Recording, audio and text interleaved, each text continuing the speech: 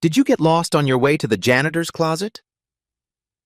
Professor Catherine Whitman's voice cuts through Riverside University's chemistry lecture. She holds up Damon Wright's transfer application, her lip curled in disgust. East Side Community College? Really? Without warning, she drops his application on the marble floor.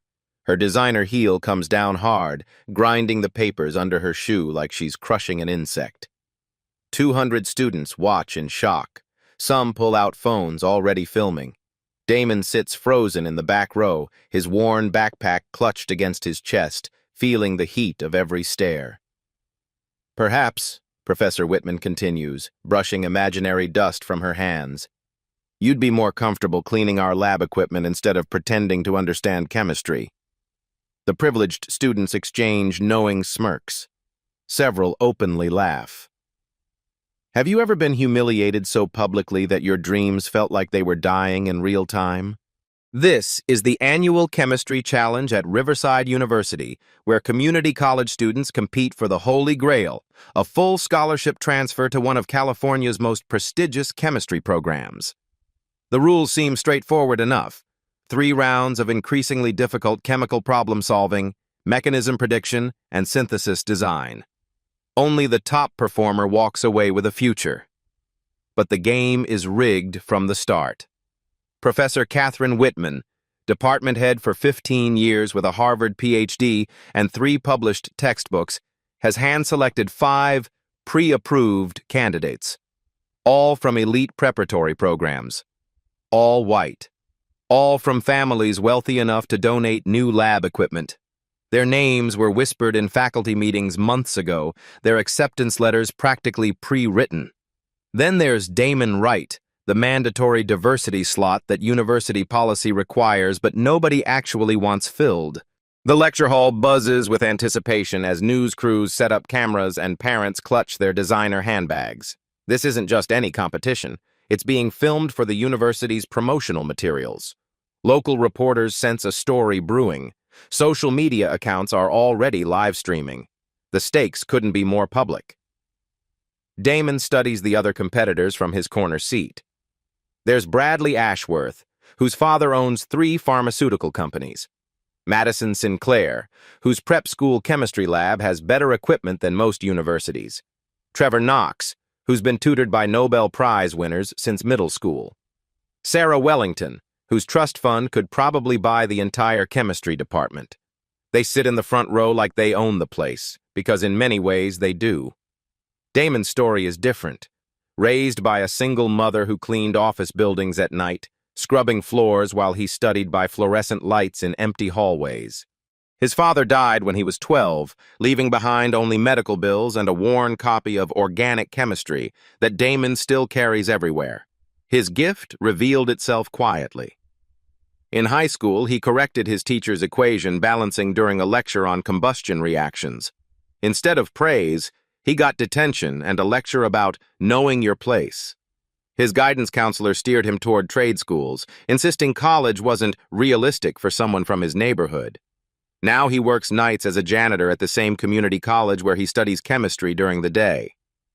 While his classmates sleep, he's emptying trash cans and mopping floors. While they party on weekends, he's in empty classrooms teaching himself advanced organic synthesis from textbooks older than he is. His worn backpack tells the story, filled with chemistry books held together by tape, notebooks with margins packed full of reaction mechanisms he's memorized, and a calculator that needs to be hit twice before it turns on. But hidden in those dog-eared pages is a genius that even he doesn't fully understand yet. Professor Whitman represents everything he's fighting against. She sees herself as a guardian of academic standards, convinced that rigorous chemistry requires the proper breeding that only comes from the right schools, the right neighborhoods, the right skin color. To her, Damon isn't just an outsider. He's proof that the system is being corrupted by political correctness. She's not entirely wrong about her credentials. Her research on catalytic processes revolutionized pharmaceutical manufacturing. Her textbooks are used in universities worldwide. When she speaks about molecular orbital theory, Nobel laureates listen. This isn't a cartoon villain. She's a brilliant woman who genuinely believes she's protecting academic integrity. But brilliance and prejudice often share the same mind. As the competition begins, subtle signs of Damon's hidden abilities start showing. He notices immediately that the molecular structure drawn on the whiteboard has an impossible bond angle. His test booklet margins fill unconsciously with advanced reaction mechanisms most graduate students would struggle to understand. When Professor Whitman explains stereochemistry, he quietly spots the error in her chirality assignment. The other students gossip loudly enough for him to hear. Why is he even here? Affirmative action gone crazy.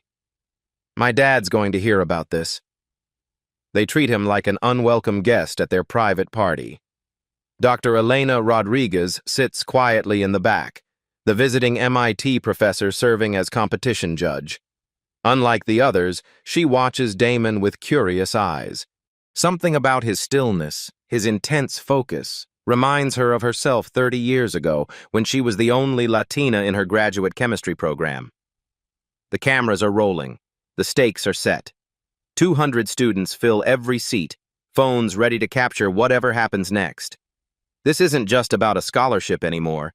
It's about who belongs in the sacred halls of higher education. What happens when an unstoppable force of hidden genius meets an immovable wall of institutional prejudice? Professor Whitman's voice slices through the murmur of anticipation like a scalpel through tissue. We'll begin with a simple warm-up problem. Organic reaction prediction. She turns to the whiteboard, her marker squeaking as she draws a moderately complex molecular structure with confident strokes. The molecule looks innocent enough, a cyclohexene ring with several functional groups attached. But Damon's trained eye immediately spots the trap hidden in plain sight. Mr. Wright, Professor Whitman announces, her voice dripping with theatrical sweetness, since you're our special guest from East Side Community College, why don't you show us exactly what passes for chemistry education in your neighborhood? The room falls silent except for the soft whir of news cameras zooming in. 200 pairs of eyes swivel toward Damon like spotlights. Some students lean forward eagerly, anticipating a spectacular failure. Others pull out their phones, sensing viral content in the making. Bradley Ashworth stage whispers loud enough for everyone to hear. This should be entertaining. Madison Sinclair giggles behind her manicured hand. The privileged students exchange knowing looks. They've seen this movie before, and they know how it ends. Professor Whitman taps her marker against the board impatiently. Well, we don't have all day, unless, of course, you need to call someone for help. More snickers ripple through the audience. Damon's heart hammers against his ribs. His palms are sweating, making his worn notebook slippery in his grip. Every instinct screams at him to play it safe, give a partial answer, avoid the humiliation that seems inevitable. This is the moment where most people would fold, where common sense would whisper, don't make a scene, don't draw attention. Just give them what they expect and maybe you can slip away with some dignity intact. But something deeper than fear stirs in Damon's chest. Maybe it's the memory of his father's chemistry book, the one constant in his chaotic childhood. Maybe it's thinking about his sister, watching from home, believing her big brother can do anything. Maybe it's pure, stubborn pride. He stands up slowly, his chair scraping against the floor with a sound that seems to echo forever. The camera operators adjust their angles, sensing drama. The room holds its breath. I'll provide the complete mechanism and predict all products, including stereochemistry, Damon says quietly, his voice steadier than he feels. Professor Whitman's eyebrows shoot up in mock surprise. Oh my. The complete mechanism? How ambitious. She gestures grandly toward the board. By all means, enlighten us. As Damon walks down the aisle toward the whiteboard, conversations buzz around him like angry wasps. Is he serious? This is going to be painful to watch. Someone should stop this before it gets embarrassing. The privileged students watch with barely concealed glee. They've never seen someone so thoroughly outmatched before, and they're settling in for the show. Dr. Rodriguez shifts forward in her seat, her pen poised over her evaluation sheet.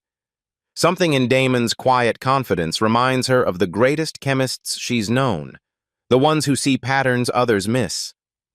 Damon reaches the board and picks up a fresh marker. Just as he's about to start writing, the marker makes a faint scratching sound, nearly dry. He tries again.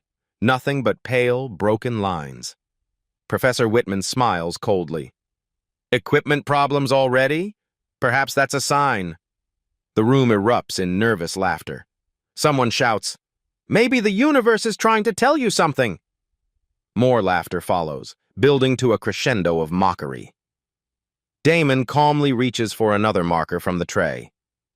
This one works. He turns to face the board, the weight of 200 stairs pressing down on his shoulders like a physical force.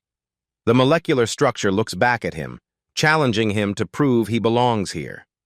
Will genius shine, or will prejudice claim another victim in front of rolling cameras?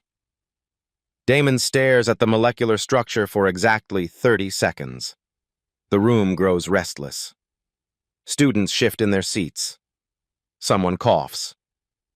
A camera operator zooms in on his face, capturing the intensity of his concentration.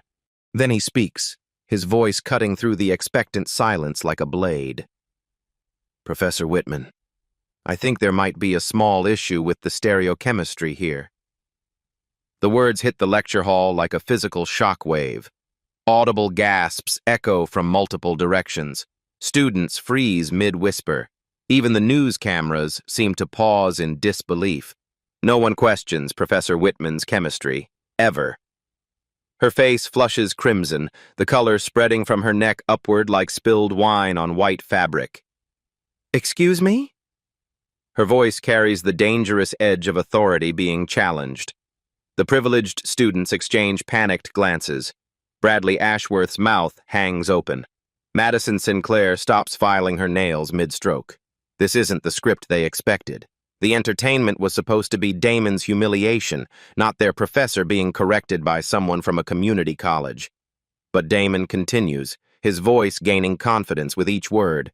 "The reagent you've drawn here, sodium borohydride and methanol, it's going to attack from the less hindered face of the carbonyl." He points to the molecular structure with steady fingers, his explanation simple enough for the undergraduate audience to follow. "But look at this bulky tert-butyl group positioned right here." His marker circles the offending substituent. "It's going to block the approach from this side completely, so the hydride will have to come in from underneath, giving us the opposite stereoisomer than what you've drawn as the product." The room has gone dead silent. You could hear a pin drop in the chemistry lab 3 floors down. Professor Whitman's eyes darted frantically between the board and her notes. She checks her molecular models twice, her hands shaking slightly as she manipulates the plastic atoms. The seconds stretch like hours while 200 students and multiple cameras wait for her response. Finally, in a voice barely above a whisper, That's correct." The admission seems to physically pain her. Her authority, built over 15 years of departmental dominance, cracks like glass under pressure. But Damon isn't finished. With growing confidence, he draws the correct stereochemical outcome on the board. His curved arrows showing electron movement are elegant and precise, the kind of mechanism drawing that graduate students spend months learning to perfect. "The actual product should have this configuration," he explains, his marker moving with surgical precision. "Our configuration at this stereo center, not S configuration like the original drawing showed." Dr. Rodriguez leans forward, her evaluation sheet forgotten. She's watching something remarkable unfold. A mind that doesn't just memorize chemistry but truly understands it at a molecular level. The ripple effects spread through the room like wildfire. Students who were filming Damon's expected failure are now capturing something entirely different. Social media notifications start buzzing. The hashtag chemistry challenge begins trending locally within minutes. Professor Whitman stands frozen at the board, her carefully constructed authority crumbling in real time. This wasn't supposed to happen. Her trap question, designed to eliminate Damon quickly and quietly, has backfired spectacularly. The other competitors look genuinely shaken. Bradley Ashworth's face has gone pale. These aren't stupid students. They recognize advanced chemistry when they see it. And they're beginning to realize that their guaranteed victory might not be so guaranteed after all.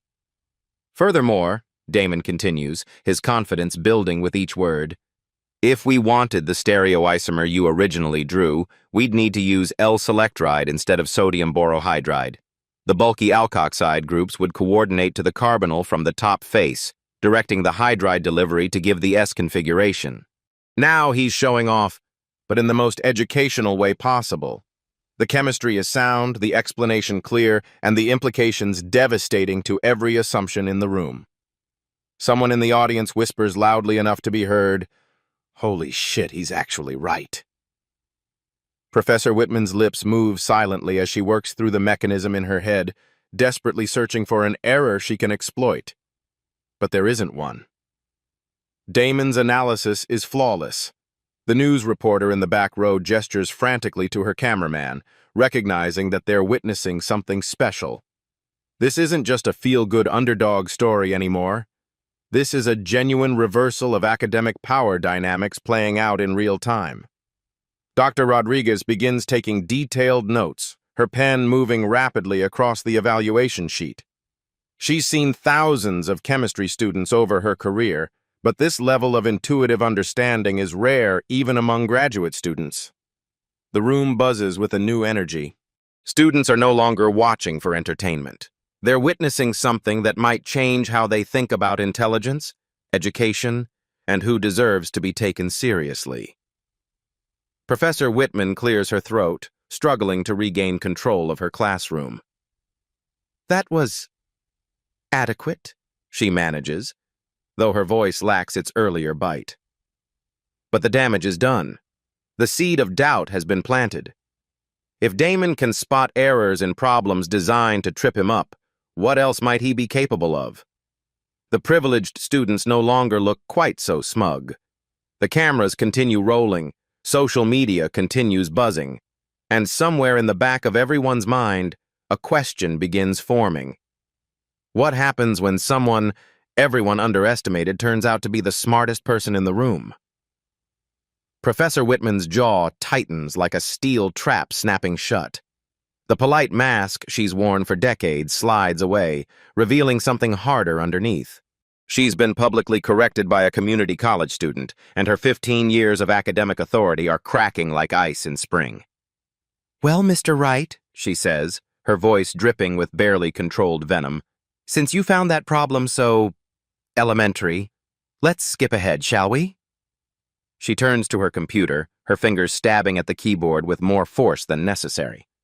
The projector screen flickers, and a new molecular structure appears, something that makes several students gasp audibly. We'll bypass the intermediate round entirely and move directly to graduate-level synthetic chemistry. The structure on screen looks like a chemical nightmare, a complex natural product with multiple rings, stereocenters scattered like landmines, and functional groups that seem to defy conventional synthesis approaches. Even the privileged students look genuinely concerned for the first time. Bradley Ashworth leans over to Madison Sinclair. "That's a PhD-level problem. Level Tal. My private tutor wouldn't even attempt that without 6 months of preparation." Professor Whitman has abandoned her own carefully planned curriculum, throwing away months of preparation just to humiliate one student. The desperation is becoming obvious to everyone watching. "Oh, and since this is such an important evaluation," she continues with false sweetness, "I'll be calling in additional expert judges." 2 graduate teaching assistants materialize at her gesture, clearly her former students, clearly biased, clearly there to ensure the correct outcome. The playing field tilts even further away from fairness. The public pressure intensifies like a gathering storm. The local news reporter begins broadcasting live, her voice cutting through the tension. "We're witnessing an unprecedented challenge at Riverside University, where academic standards and social justice appear to be colliding in real time." Social media explodes. #ChemChallenge starts trending beyond Los Angeles. Posts flood in from chemistry professors across the country, some supporting the rigorous standards, others questioning the sudden rule changes. The university dean arrives unexpectedly, drawn by reports of the unusual competition. Her presence adds another layer of pressure. Now, institutional reputation hangs in the balance alongside individual futures.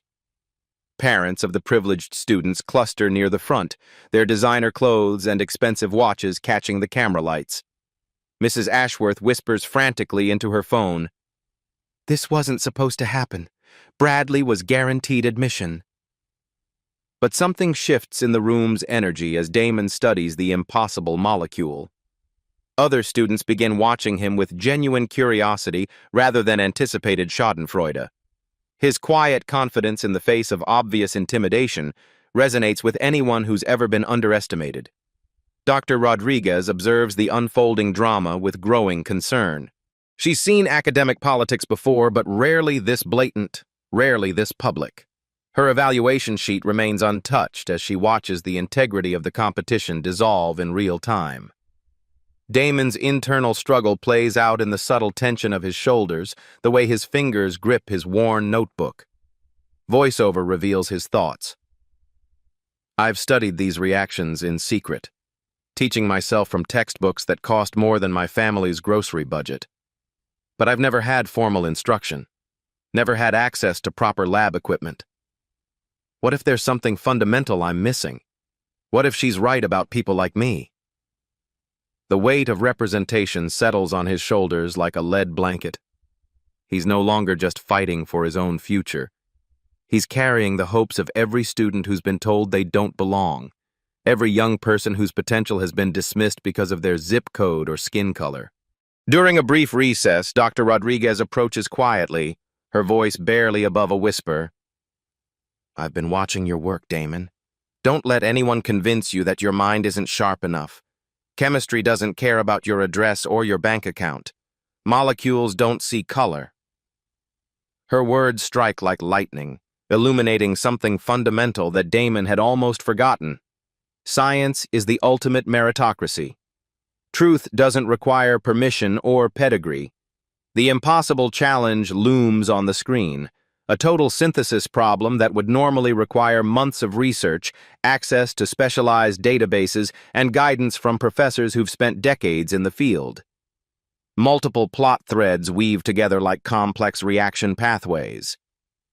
Will Damon attempt the synthesis that even graduate students fear? How will the obviously biased judges evaluate his work? What's Professor Whitman's real endgame? Is this about maintaining standards or protecting privilege?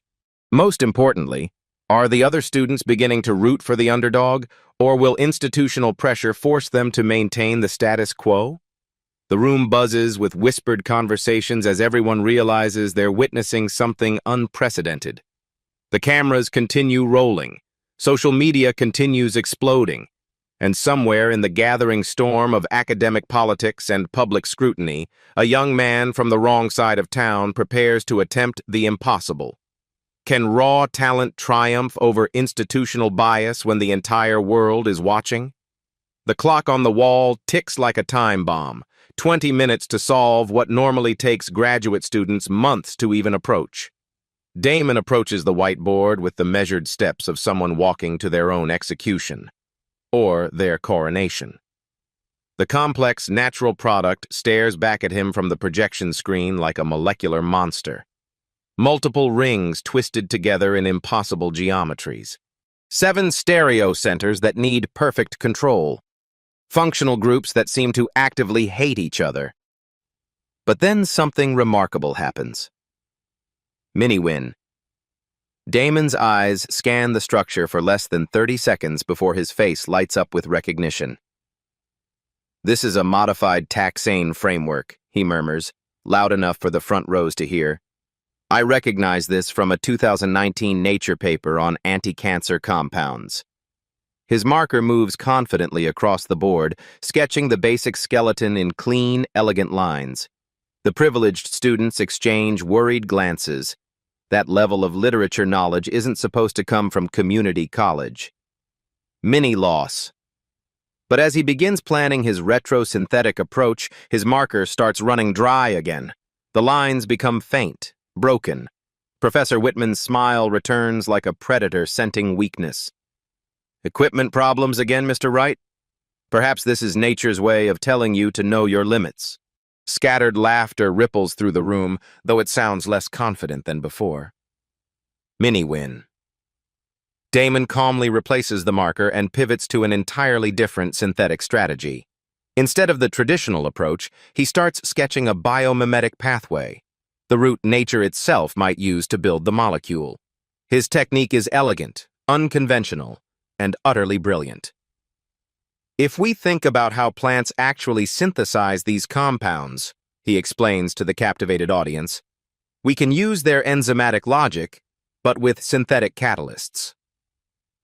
Dr. Rodriguez's pen moves frantically across her notepad. This isn't textbook regurgitation. This is genuine chemical intuition. Mini-loss. One of the graduate teaching assistants interrupts aggressively. Your protecting group strategy won't work. That hydroxyl will interfere with the cyclization.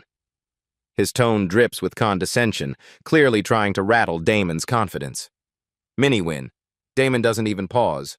Actually, if we use a benzyl protecting group instead of acetyl, the PEEP interactions will actually stabilize the transition state and accelerate the cyclization. He references a 2021 JAX paper from memory, complete with author names and reaction conditions. The graduate student's face goes red. He checks his phone frantically, trying to verify the citation. The room watches in fascination as the power dynamic continues to flip. Obstacle cascade. The markers keep failing at crucial moments, forcing Damon to constantly adapt his presentation style. Professor Whitman accidentally bumps the projector, shifting the molecular structure just as he's explaining a critical stereochemical relationship. The time limit gets mysteriously reduced from 20 to 15 minutes. Administrative adjustment, Professor Whitman announces with false authority. Crowd noise becomes increasingly distracting as word spreads on social media. Students outside press against the windows, trying to glimpse the unprecedented showdown. The buzz of notifications fills the air like electronic locusts. Trevor Knox, one of the privileged students, loudly questions whether Damon might have seen this exact problem before. My prep school has connections to major pharmaceutical companies. We would have heard if someone was teaching graduate-level synthesis at community colleges. Competence reveal number 2. Despite the mounting obstacles, Damon demonstrates mastery that leaves even skeptics speechless. Retrosynthetic analysis. He breaks the impossible molecule into manageable building blocks with the precision of a master architect, identifying key disconnections that others miss entirely. Stereochemical control. His understanding of three-dimensional molecular geometry is intuitive, almost supernatural. He predicts reaction outcomes that require sophisticated computer modeling to verify. Protecting group strategy. He designs a sequence of temporary molecular modifications that protect vulnerable sites while allowing targeted reactions to proceed. Chess moves planned 15 steps ahead. Biomimetic approach. Instead of fighting against chemical reactivity, he harnesses the same strategies that billions of years of evolution have perfected. Literature. Integration. He weaves together research from multiple cutting-edge papers, creating connections that reveal deep understanding rather than mere memorization. Social pressure cooker. The room transforms into a digital coliseum. Live tweets flood in faster than anyone can read. Community college student destroying Harvard PhD in real time. Counter tweets from skeptics. No way this is real. Someone's feeding him answers. Parents of privileged students demand investigations. Threats of lawsuits flying like academic warfare. Mrs. Sinclair corners the dean, her voice shrill with panic. This is clearly orchestrated to make our children look bad. The university PR team arrives in force, unsure whether to promote or suppress the story. Their crisis management training never covered viral academic showdowns. But something beautiful emerges from the chaos. Students throughout the room begin choosing sides based not on social status, but on pure intellectual appreciation. Even some privileged students find themselves secretly rooting for Damon, recognizing authentic genius when they see it. Voiceover reveals the deeper stakes. This wasn't just about chemistry anymore. Every equation on that board represented a young person who'd been told they weren't smart enough. Every reaction mechanism stood for potential dismissal because of zip codes and skin color. Damon wasn't just solving a synthesis problem. He was rewriting the story of who gets to be brilliant. Crowd reactions. Cascade. Chemistry professors from UCLA and Caltech start appearing, drawn by social media reports. Graduate students skip their own classes to witness history. The audience swells beyond the lecture hall's capacity. Television news crews arrive from 3 different networks. The hashtag #HatChemGenius spreads beyond academia into mainstream social media. Preparation montage within chaos. Despite the mounting pressure, Damon's work grows more sophisticated by the minute. His hand moves across the whiteboard with increasing confidence, each molecular structure more elegant than the last. His synthesis route evolves from good to brilliant to revolutionary. Professor Whitman's expression shifts from confidence to concern to barely concealed panic as she realizes what's happening. Dr. Rodriguez abandons all pretense of neutral evaluation, openly taking detailed notes that read more like scientific documentation than competition scoring. The molecular masterpiece taking shape on the whiteboard represents more than just chemical knowledge. It's proof that excellence can emerge from anywhere, that genius doesn't require privilege, that the future belongs to those brave enough to solve impossible problems. Will this extraordinary display of chemical mastery be enough to overcome institutional bias? Or are there even greater obstacles ahead? Just as Damon puts the finishing touches on his elegant synthetic pathway, Professor Whitman's voice cuts through the room like a scalpel through flesh. "I'm afraid there's been a fundamental misunderstanding here." The words hit the audience like a physical blow. Conversations die mid-sentence. Cameras zoom in on her face, capturing the cold satisfaction spreading across her features like spilled acid. This particular target molecule was deliberately chosen because it has never been successfully synthesized by anyone, anywhere in the world. Yet her voice carries the authority of someone delivering a death sentence.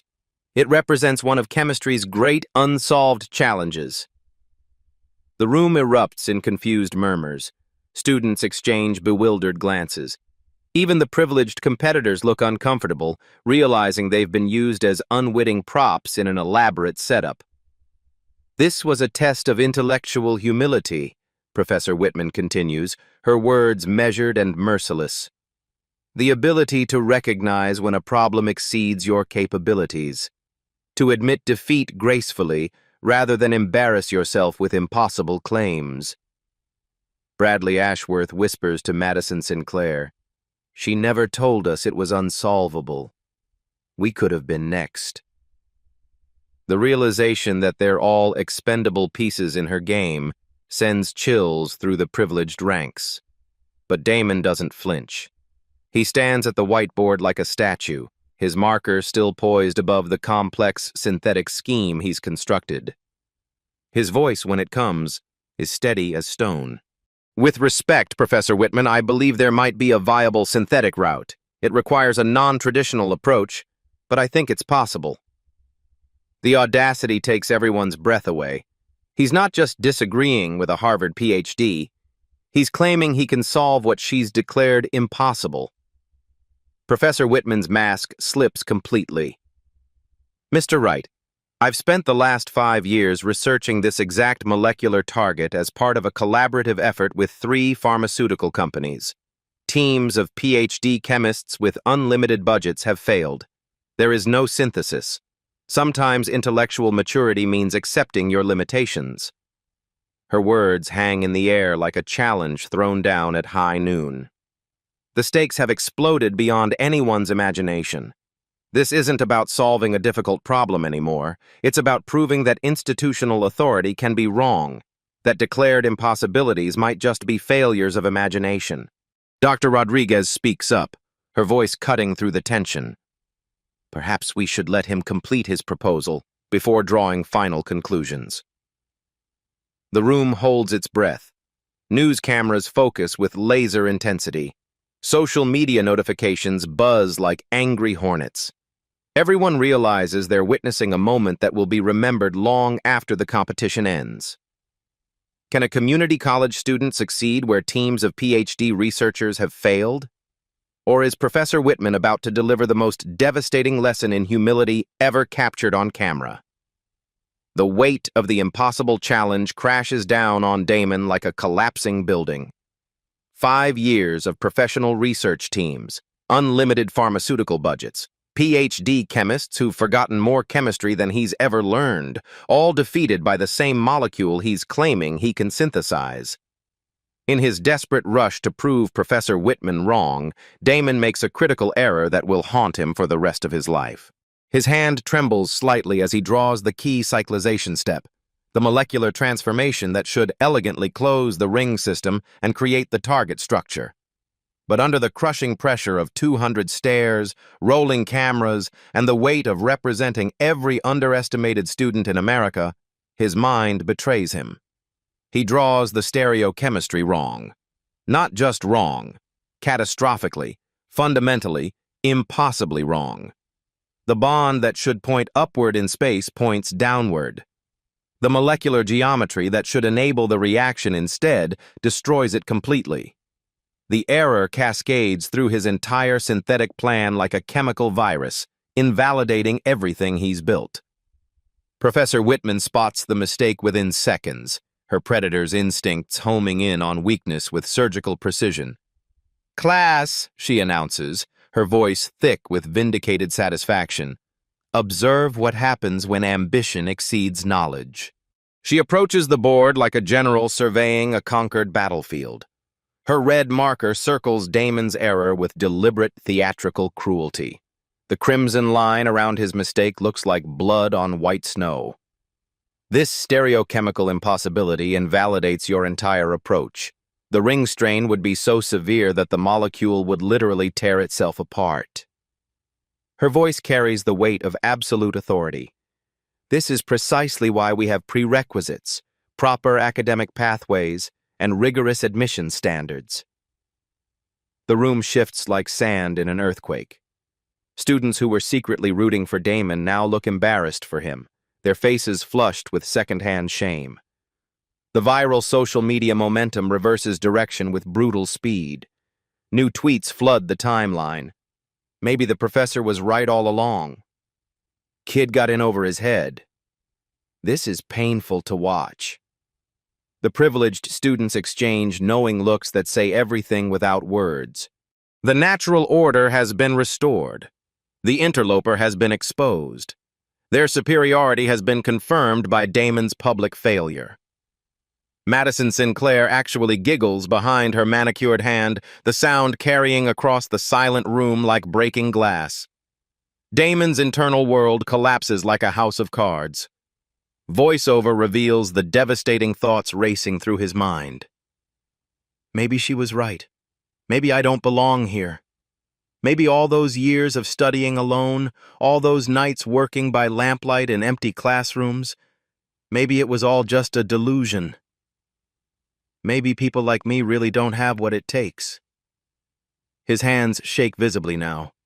When he tries to speak, his voice cracks like a 13-year-old boy's, betraying the insecure teenager hiding beneath all that chemical knowledge. For the first time since entering the room, he looks exactly like what Professor Whitman always claimed he was, a kid from the wrong neighborhood, out of his depth, drowning in waters too deep for him. The deeper wound comes next, delivered with surgical precision.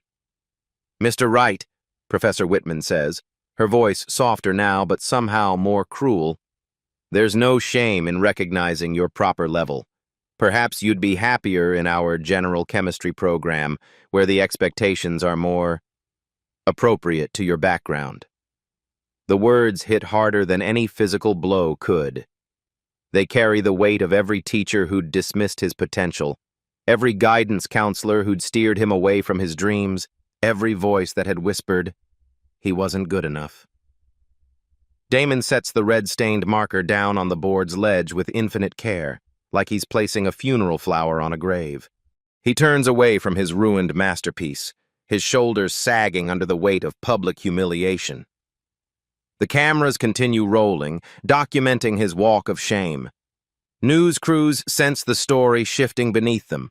Social media prepares for a very different kind of viral moment.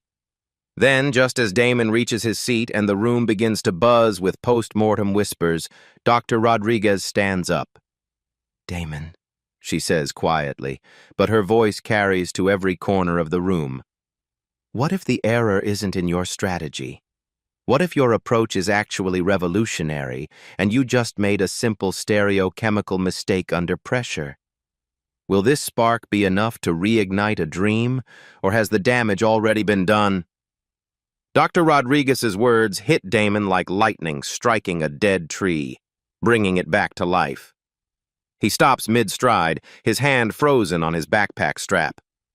The room holds its breath as he slowly turns back toward the whiteboard.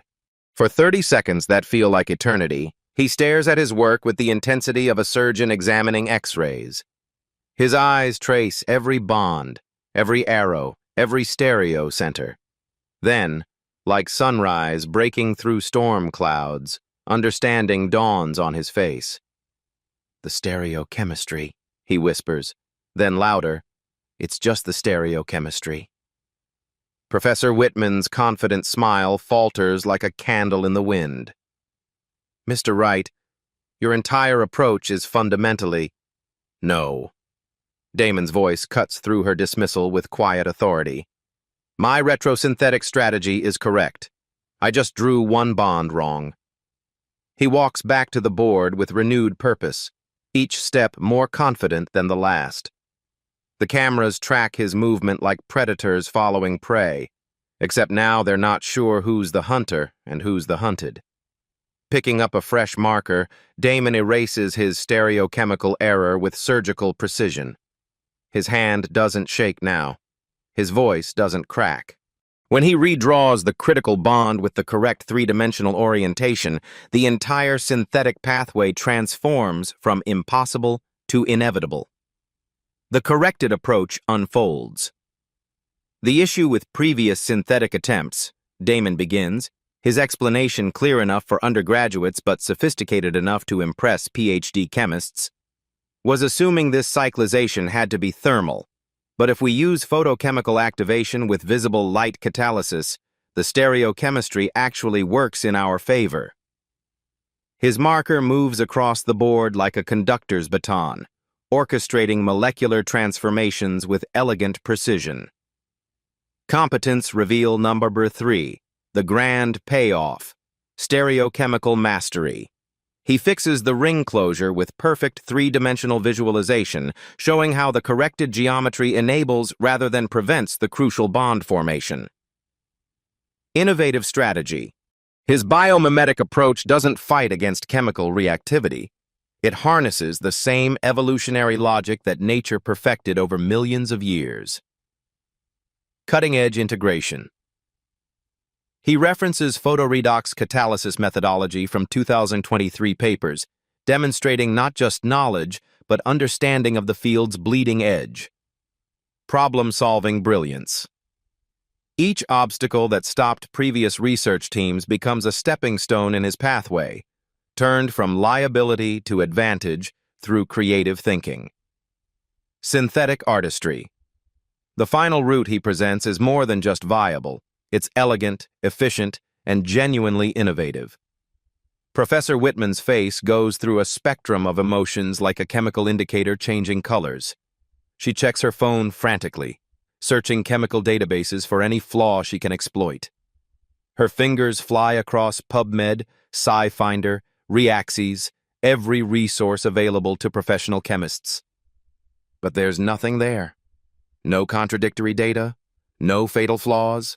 Just the growing, terrible realization that she's been intellectually outmaneuvered by the student she tried to destroy. The moment of truth. Damon completes his corrected synthesis and steps back, his work spread across the whiteboard like a molecular masterpiece. The pathway is clean, logical, and beautiful in the way that only truly great chemistry can be. The room falls into cathedral silence. Even the social media notifications seem to pause in respect. Professor Whitman approaches the board like a condemned woman walking to the gallows. She studies every reaction, every mechanism, every stereochemical transformation with the desperation of someone searching for salvation that doesn't exist. Minutes pass. The audience barely breathes. News cameras capture every second of her verification process, the mounting tension visible in her increasingly rigid posture. The 3 golden beats. Beat 1, pointing out the subtle flaw. "Professor Whitman," Damon says with quiet confidence, "the breakthrough is recognizing that previous approaches failed because they treated this as a thermal cyclization problem. But recent advances in photoredox catalysis, specifically Macmillan's 2023 work on visible light activation, provide an entirely different pathway." His explanation is patient, educational, devastating in its clarity. Beat 2. Public reversal. "I understand why this molecule seemed impossible to synthesize. Traditional methods create insurmountable ring strain. But if we think like nature thinks, using cascade reactions triggered by light instead of heat, the stereochemistry actually guides us toward success instead of failure." He traces the reaction pathway with his finger, showing how each step flows naturally into the next, like water finding its way downhill. Beat 3. The authorities' reluctant admission. Professor Whitman's voice, when it finally comes, is barely above a whisper. The synthesis appears to be viable. The words seem to physically pain her, extracted like a confession under torture. But the room demands more. 200 students, news cameras, social media audiences, they all sense that history requires a complete acknowledgement. Louder, forced by the weight of undeniable evidence and public scrutiny. Mr. Wright's synthetic route is not only feasible, it's genuinely innovative. Crowd eruption. The silence shatters like glass hitting concrete. Explosive applause erupts from every corner of the room, building to a crescendo that seems to shake the building's foundations. Students leap to their feet, phones recording frantically. Even some of the privileged competitors find themselves clapping despite everything they've been taught about social hierarchy and academic gatekeeping. Dr. Rodriguez openly applauds, her evaluation sheet forgotten as she witnesses something that will reshape how she thinks about talent and potential. News crews scramble to capture reaction shots. The hashtag #ChemGenius explodes across social media platforms, spreading beyond academic circles into mainstream consciousness. Status. Flip complete. The power dynamic in the room has been completely, irreversibly reversed. Professor Whitman, the supposed guardian of chemical knowledge, has been intellectually dismantled by the student she tried to humiliate. The synthesis on the whiteboard stands as more than just chemistry. It's proof that brilliance doesn't require pedigree, that innovation can emerge from anywhere, that the future belongs to those brave enough to attempt the impossible. Voiceover. In chemistry, truth has no respect for prejudice. An elegant synthesis doesn't ask about your zip code, your parents' income, or the color of your skin. It only cares whether your ideas can transform the impossible into the inevitable. Cry, shock, rewatch. Moment number 2. The moment when Professor Whitman admits Damon's route is genuinely innovative, her voice breaking on words that represent the complete collapse of everything she believed about intellectual hierarchy. The applause continues, but everyone knows this is just the beginning. The real question isn't whether Damon has won. It's what happens next in a world where the impossible has just become possible. What revelations await in the aftermath of the academic revolution? As the thunderous applause begins to fade, Dr. Rodriguez rises from her seat with the deliberate gravity of someone about to detonate a bomb. Her voice cuts through the celebration like a surgeon's scalpel. Professor Whitman, I need to inform the competition committee of something critical. The room falls silent so quickly it's almost violent. Cameras swing toward her like artillery pieces finding their target. Every phone in the audience points in her direction, sensing that the story isn't over. This molecular target, the one you declared impossible to synthesize, was successfully prepared 18 months ago by Professor Yamamoto's team at Tokyo University. Their work was published in Nature Chemistry with a 15-step synthetic route. The words hit Professor Whitman like physical blows. Her face drains of color so completely she looks like a corpse standing upright. Furthermore, Dr. Rodriguez continues with prosecutorial precision, as a tenured chemistry professor and department head, you would have received automated alerts about any publications related to your research interests. You knew this synthesis existed. The implication hangs in the air like poison gas. This wasn't academic rigor or intellectual humility testing. This was a premeditated setup designed to destroy a student's future based on prejudice and lies. The audience processes the revelation in real time. Students exchange horrified glances. Parents of privileged competitors shift uncomfortably, realizing their children were also manipulated as props in an elaborate deception. Bradley Ashworth whispers loud enough to be heard, "She was going to fail all of us just to get rid of him?" Professor Whitman's mouth opens and closes soundlessly, like a fish drowning in air. With news cameras rolling and university administration present, she's trapped between confession and perjury. The literature is extensive. One cannot be expected to monitor every... Her voice trails off into incoherent mumbling. Dr. Rodriguez delivers the final blow. The university will need to investigate how a faculty member could construct a competition based on deliberate misinformation, particularly when that deception appeared designed to eliminate a specific student based on non-academic criteria.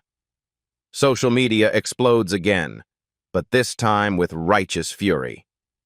Ashkaftai's chemistry scandal begins trending alongside Haichem Genius.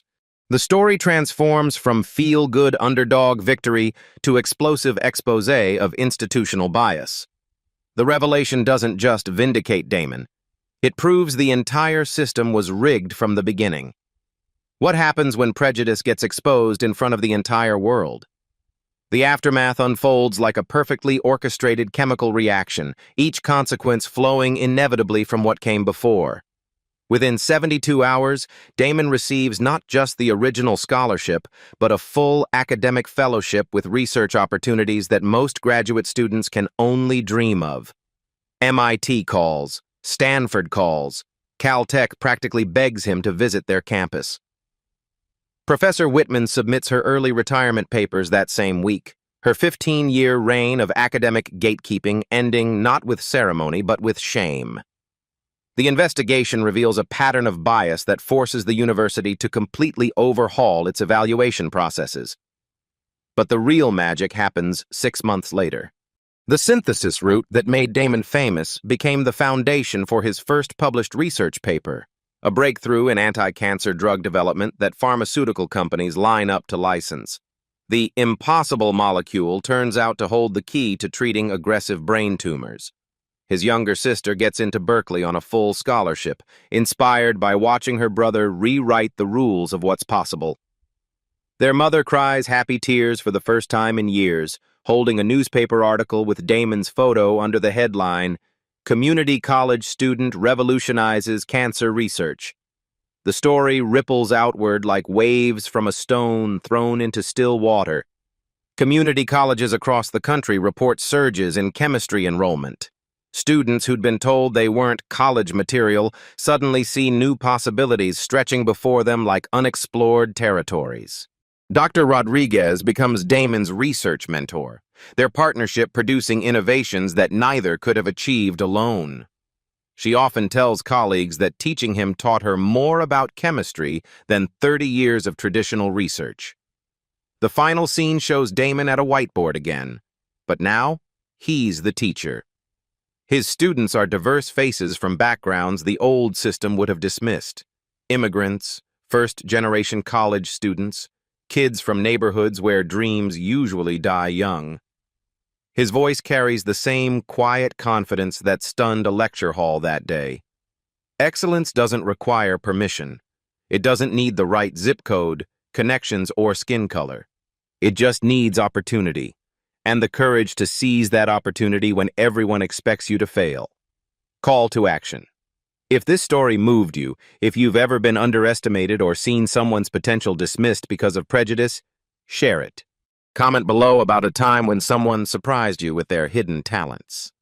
Subscribe to Black Soul Stories to hear more stories about ordinary people doing extraordinary things when given the chance to shine. The future belongs to those brave enough to solve impossible problems.